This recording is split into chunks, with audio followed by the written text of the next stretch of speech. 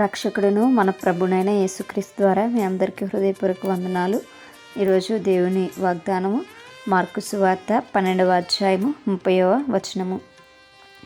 నీవు నీ పూర్ణ హృదయముతోను, నీ పూర్ణ ఆత్మతోను, నీ పూర్ణ వివేకంతోను, నీ పూర్ణ బలముతోను నీ దేవుడైన ప్రభువును ప్రేమింపవలనన్నది ప్రధానమైన ఆజ్ఞ.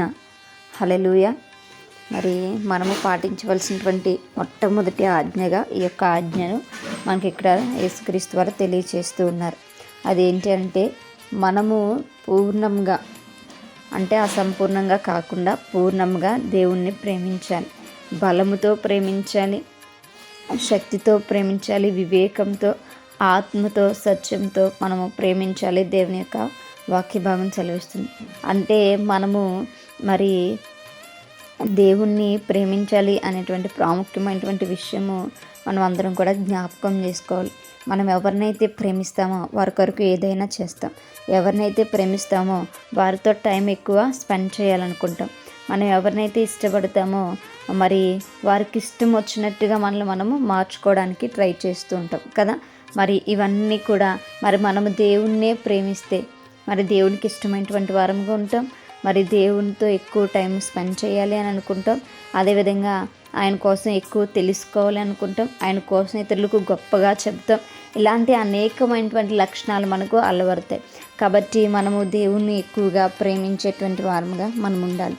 దేవుని కంటే ఎక్కువగా ఎవరిని కూడా ప్రేమించేటువంటి వారముగా మనం ఉండకూడదని దేవుని యొక్క వాక్యభాగం సెలవిస్తుంది. ఎల్లప్పుడూ కూడా ఆయన ప్రేమిస్తూ ఆయన మనకి ఏ ప్రేమ అయితే పంచుతున్నారో మనం అదే ప్రేమను ఇతరులకు కూడా పంచేటువంటి వారంగా ఉండాలి. దేవుడు మనల్ని ప్రేమిస్తున్నాడు. ఇది అందరికీ తెలిసినటువంటి విషయమే. దేవుడే స్వయంగా చెప్పినటువంటి విషయం. అయితే మనము దేవుణ్ణి ప్రేమిస్తున్నామా లేదా అనేటువంటి విషయం మనము ఆలోచన చేసుకోవాలి.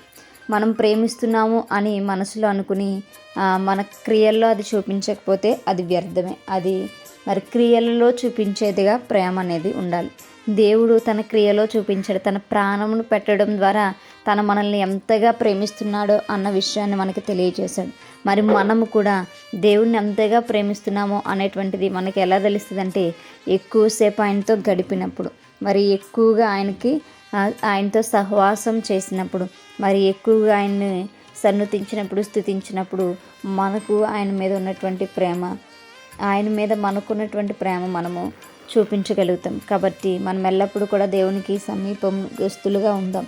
ఆయన దూరస్తుడు కాదు, ఆయన సమీపస్తుడే కనుక మనము కూడా ఆయనకు సమీపముగా ఉందాం. అనేక మాట కొరకు ఎప్పుడు ఎదురు చూస్తూ ఉందాం. ఆయన కొరకు కనిపెట్టుకుంటూ ఉందాం. అటువంటి కృపా దేవుడు మనందరికీ కూడా దయచేయునుగాక. ఆమేన్. ప్రార్థించుకుందాం.